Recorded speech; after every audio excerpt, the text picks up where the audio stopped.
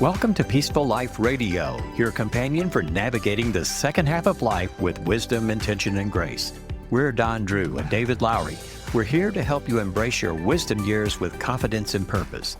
Now that the busy seasons of career, family, and fulfilling others' expectations are behind you, it's time to focus on what truly matters, your personal growth, relationships, and legacy. The best chapters of life are still ahead, so let's dive in. Look into aging with a fierce attitude rather than with a fearful attitude. I hope our name suggests that we are fierce and fearless and face age that way and face 10-pound anchors that way and lead pipes that way. Hello, everybody, and welcome to Peaceful Life Radio. I'm David Lowry. You just heard from Susan Baur. She's with a group known as OLAUG, this is their name. I'm not calling them old ladies, but they call them Old Ladies Against Underwater Garbage. And I absolutely think you're going to adore our guest today. It's really good.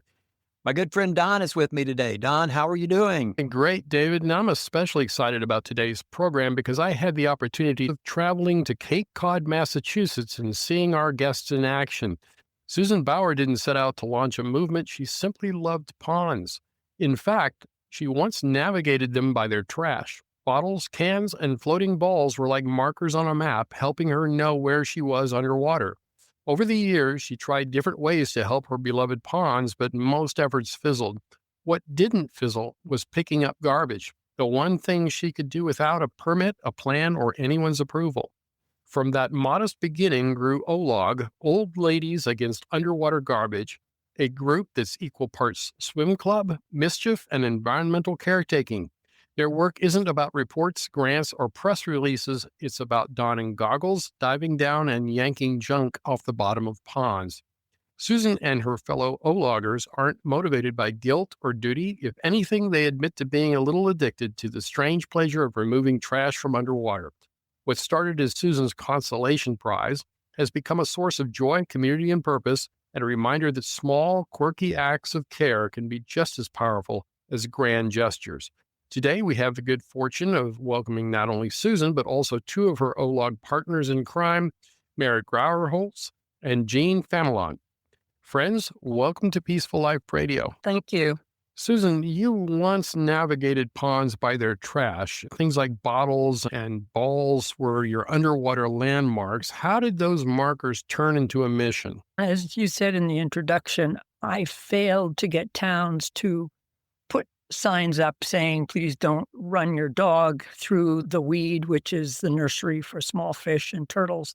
I didn't get any help in trying to keep a portion of each pond away from people and safe for the ecosystem. So at one point, when I was swimming around, I saw an extra beer can and a cell phone and various articles of clothing.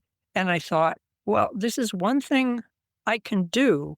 And I never had any inkling it would grow. It was just something I could do. And we became the Old Ladies Against Underwater Garbage. And now we do 20 ponds a season, and we take out often between 100 and 200 pounds of trash every dive. Wow.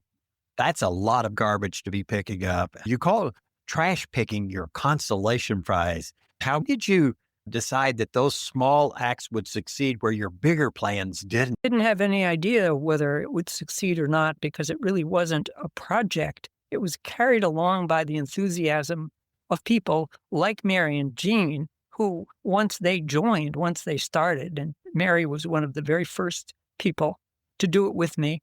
She had been doing it herself as she swam. She would pick up lures and beer cans and golf balls. And it is amazing the amount of trash you can stick inside a bathing suit. And then you get back on the beach and out come the golf balls and the lures and everything else. Mary, were you swimming at the same time? How did you start?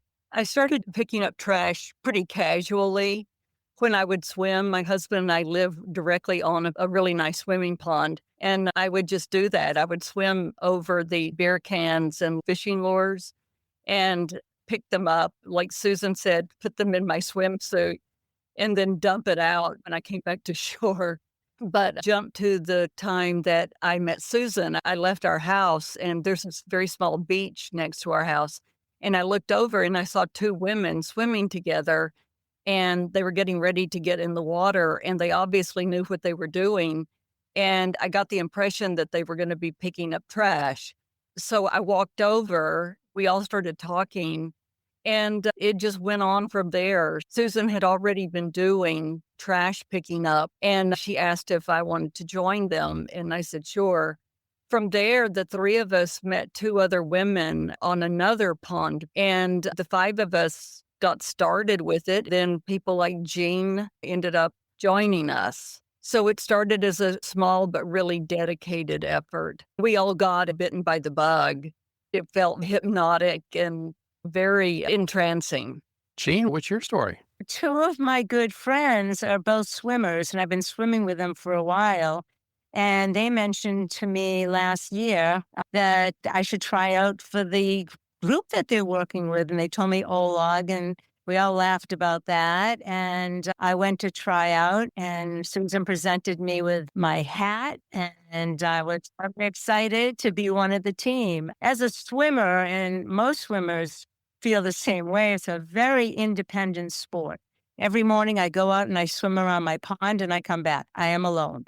And when you have the opportunity to swim on a team and to make your environment cleaner and safer, it's really a slam dunk. I love swimming, and I love distance swimming. And the combination of being with this remarkable group of women who we all share that in common, which is once again an odd thing to share in common with a group of people. And the trash that we find is comical. And you have to have a good sense of humor, because that's what it's all about. And we're cleaning trash out of a pond, and how happy could we be? I'm listening to this and getting a big smile on my face as I look at you three women and thinking about you doing your swim, doing a little dive under and pulling up all kinds of things. You should see them. They're having a great time, but they're very serious about what they do and getting organized. And it's really something to watch. Jean, you mentioned tryouts. Can one of you say something about the tryout? What does that consist of? You have to be able to swim a half a mile under 30 minutes.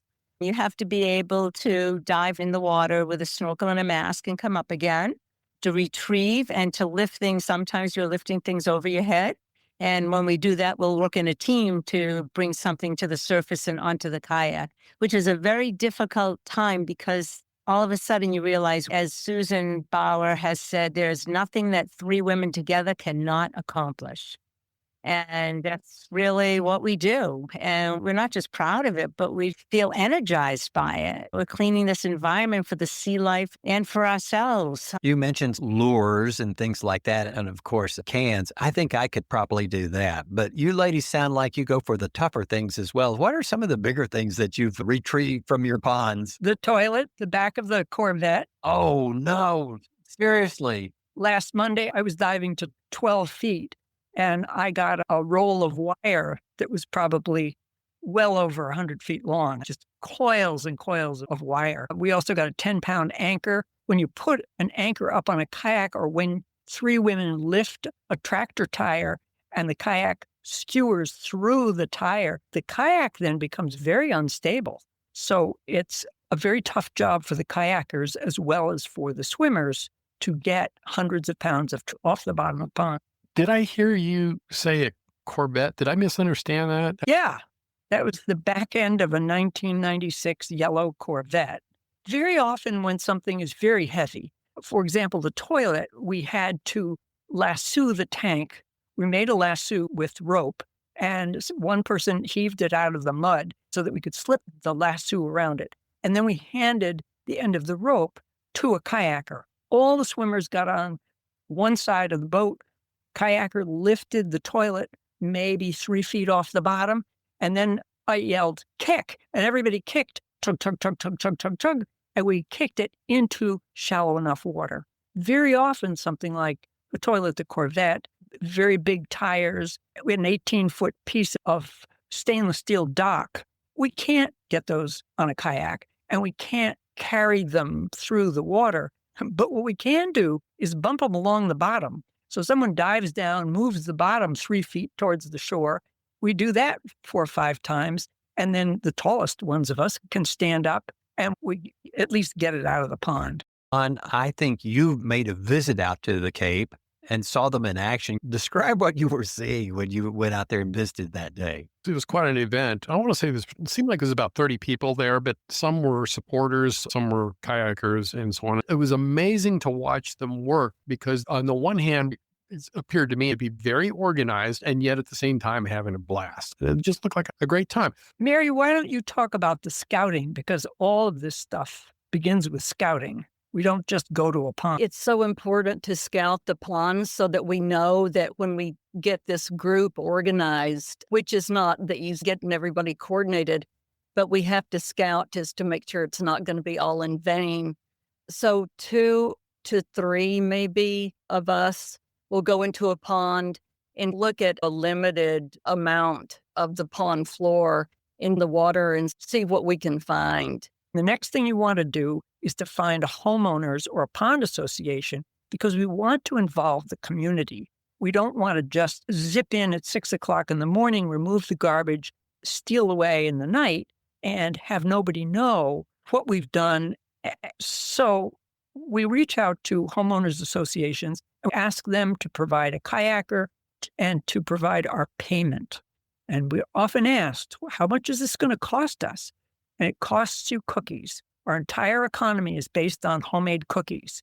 And so they provide a hot drink because we get very cold after 60, 90 minutes in the water. And they provide cookies. And then once we've got a pond with trash and a homeowners association with cookies, then Jean, you tell what the dive leader has got to do. That whole bit about teams and stuff. Sure. Well, we have a beach boss, believe it or not. And that's the person that's in charge of putting the teams together. And that includes the kayakers. So there's typically one kayaker for every 2 swimmers. And it's that person's role to pair up the people, tell them where they're going and what direction they're going to, because as we mentioned earlier, sometimes we swim across the pond. Sometimes we swim to the right or to the left. So they map out where we're going to be swimming. The kayakers have 2-way radios, so everybody can stay in touch with each other. And we're told if the dive is going to be 1 hour, it's going to take 30 minutes to swim. So they factor out all of the timing, and the beach boss is the ones that basically tell us to go. On our dives, safety is the most important thing about what we do, because it's very easy for a situation to become unsafe because of what we do. The kayaker is basically the boss of the swimmers, and it's the kayaker that tells us when we're going to move, where we're going to go. The dive is over. That's too rough. Let it go. We'll get it next time. And they're the ones that really keep us safe. You guys seem addicted to finding trash and cleaning up these ponds. I have to ask you, what is the feeling you get when you bring all of this stuff out to the homeowners association? What is that feeling like for you and for them? I'm a retired psychologist. And one of the things that I certainly didn't plan, but when you dive for trash, you are just you and the trash. You are an explorer. You are Lewis and Clark. You are in a new continent because you've never seen this pond floor before. And it is another world. It's not our world. It's the fish and the turtles world and the plants world and the snapping turtles world. And you never know what you're going to see. And because it's so hard to do when you're cold and you're tired, and because you're so focused, you break away from yourself. You get out of your own head. As the great American psychologist William James said, you break free from the cage of self. And when you do, 2 things happen. You're in the flow, you're challenged, you're focused. 2 things happen. One is you see the world with a different set of eyes, and you really appreciate what you see. The other thing that happens is that you get happy. It is a relief to get away from yourself. It's a relief not to think about politics or calories or protein or repairs on your house or why is the dog itching and shaking his head. It's such a relief to get rid of all of that. And so I watch these swimmers come out of the water, and on their first or second dive, they come out and they say, "Oh, that was fun." But on the third or fourth dive, they come out and say to the air, to nobody in particular, "Oh, that was so cool. That was so great." And I think, ha, they've drunk the Kool-Aid, and they have been captured by this wonderful freedom, which is really freedom in this beautiful space. When you're swimming, you're free of gravity, but you're free of yourself. So it is a level of triple freedom that most people don't have, and it's hard to replicate that. But people on shore say, "What are they smoking? We want some." Susan, you just did a wonderful job of explaining what it's like for the individual. What about you as a group? The relationships that you've formed and so forth. What's that been like for the ladies of OLAUG? I'll say something about that. Many of us moved to the Cape after we brought up our children or left the suburbs and came to the Cape, which is a normal thing to do when you live in southeastern Massachusetts anyway. And then to move down here and not have that camaraderie and not have those people that you can depend upon. And all of a sudden to find it and to find a group of women that have so many shared interests and so many non-shared interests, which makes it very exciting. And we're all discovering each other and really relying upon each other. And out of that has come this extraordinary bond. You're trusting yourself to a kayaker. You're trusting yourself to a beach boss that knows your ability. You're trusting yourself to yourself and to whom you're swimming with because you often need help. So it's become a reliance that's turned into this shared community that, my goodness, I never thought I'd find something this grand. Sometimes I find myself in a pretty vulnerable situation when we're underwater or trying to pull something up that's really difficult. When you're calling for someone to come and help you drag this thing up, it is a very bonding experience because we feel like what we're doing is important and we want to do it right. It's very gratifying. I agree, Mary. I love swimming with you. Remember Long Pond Harwich? I found that anchor. I couldn't budge it. Mary, come over. And you're right. We actually get the garbage, the big garbage, out for each other. And we don't want to let each other down, as well as not letting the pond down and letting others down. I try and swim with different people every time. And I've swum with Jean, I've swum with Mary, and I know Jean's impossible to keep up with, but Mary is just great for the deep, heavy stuff. Other ones will get Band-Aids, but they'll get every Band-Aid in the pond. Susan and I brought up a steel pipe, a solid steel pipe a couple of dives ago. It was lead. It was a lead pipe. And it was probably about 12, whatever. It was very long. And we had to very carefully not just pull it up, but then get on either side of it to get it to the canoe. And we had to back up, come forward because of the weight of such a thing. And we lifted the back end of it and we slid it and we kept doing that. And finally that lead pipe was out. Yeah, I have to ask, have you ever found anything of historic value? That area of the country and so forth has been lived in for a very long time. Have you ever uncovered anything of rarity or value? So, Don, one of the things you didn't know is that on the dive that you saw, someone had found a gun.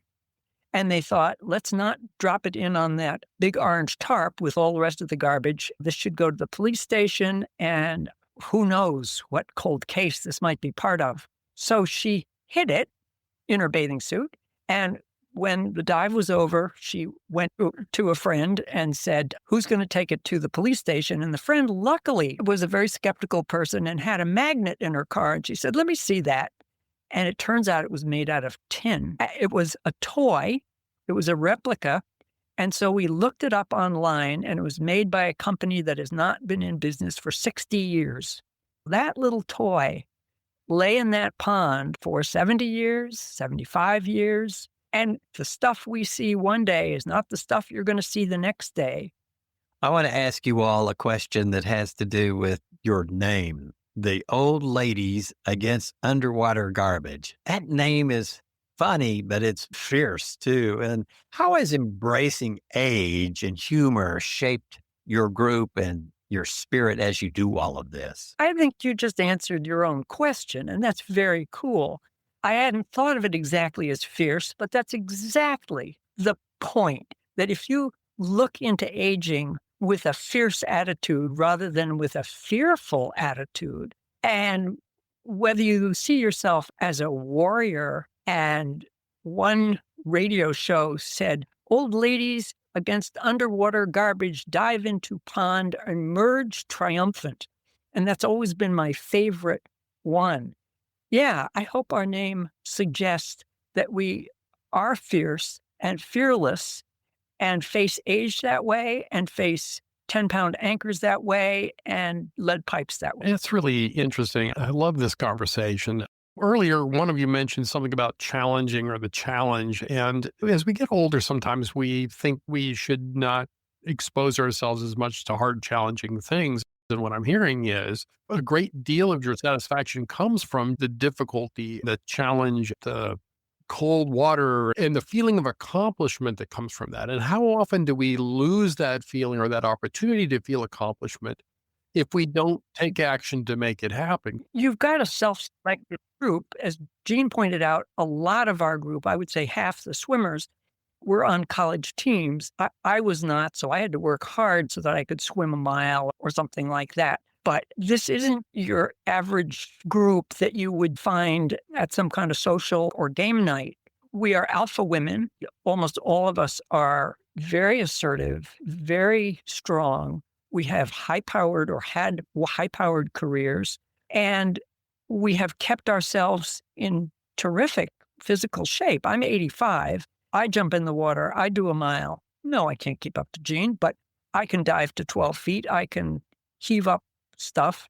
Yeah, we are fierce about not going gentle into that dark night. I just wanted to add that my mother, she'll be 96 next month, and she's one of the funniest, humorous people I've ever known. She embraces life with humor. And I think that's something that most all of us share, that you can't embrace it without the humor. Because if you didn't have humor about aging, you'd be crying half the time. You just have to face it, make the best of it. So I think that we all laugh, because if you're not laughing, you're probably crying about it. So I'll take it in stride and just really embrace it and enjoy it and find humor in the everyday that we're all confronted with. I remember one dive, Susan and I were with a third woman. I can't remember who it was, but this was Mare's Pond, Susan. But we found this humongous piece of, we think it must have been construction material, like part of a framework of a roof or something. And the three of us were able to actually pick it up. We worked out a strategy of how we were going to do it. We got it up and we started going back toward the shore. It wasn't easy at all to swim and walk this thing back. And suddenly we were just laughing. All three of us were just laughing, because this idea of what we were doing, it just, I don't know, it's a very self-effacing, but also very joyful feeling. You know, one thing I would like to put in a word is protecting the fish and the other water animals. I know one time I saw a duck with a lure through its bill. It was really terrible. And a man and his son were trying to get it out, and they never were able to do it. That in itself would bring anybody over to our side, just seeing one animal or a marine animal that's in trouble because of what people have been throwing into ponds for at least hundreds of years, maybe. The ponds are the last fragment of unspoiled natural beauty that we have on Cape Cod. There are no trails across it. There's no buildings on it, never been farmed. And it's rare now that we find these pockets of undisturbed natural beauty. As we come close to the end of the program, I'd like to ask the question, what is a life lesson you've learned by being in this group, and a challenge you'd like to give our listeners in the second half of life? I think the life lesson that I have learned, because I got into this by swimming for 18 years by myself. I was fascinated by turtles, and I didn't want to be paying attention to some other swimmer. I swam by myself for 18 years.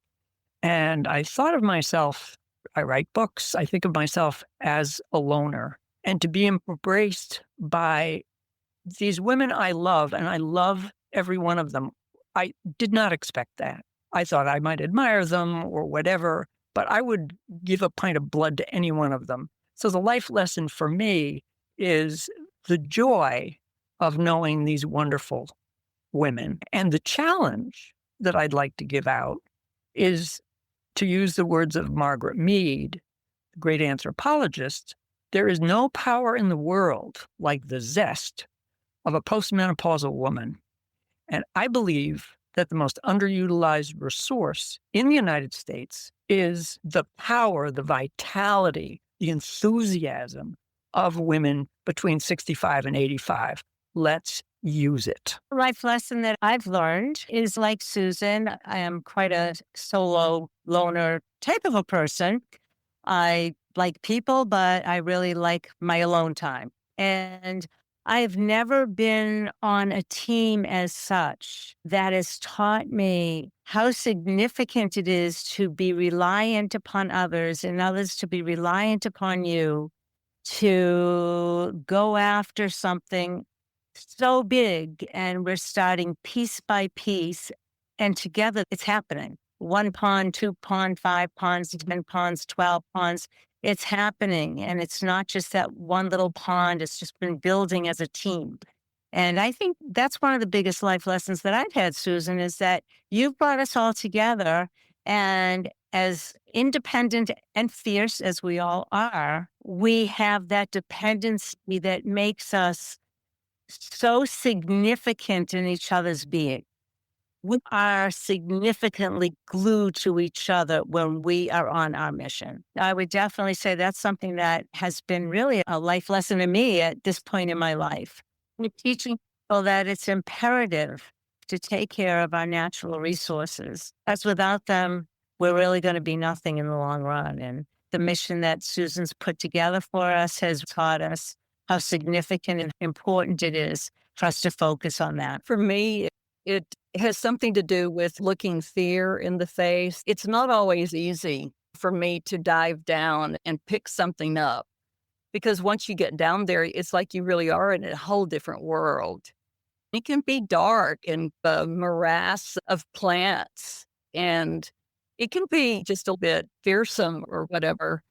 But I've looked that in the face in my own way. And part of it, of course, is just getting used to the feeling of doing it over and over, and you do get used to it. But that's been very helpful for me. And we have each other now. I mean, we're a team, and we can rely upon others and ask advice from others that have probably gone through with maybe something that we haven't yet, and we don't know how to face it. And using all of this power and all of this wonderful aging group of women, to have that as a resource is totally invaluable. Those are really wonderful life lessons. There is no end to the creative ways in which people in their second half of life are discovering how to bring their passions and skills to new means of expression.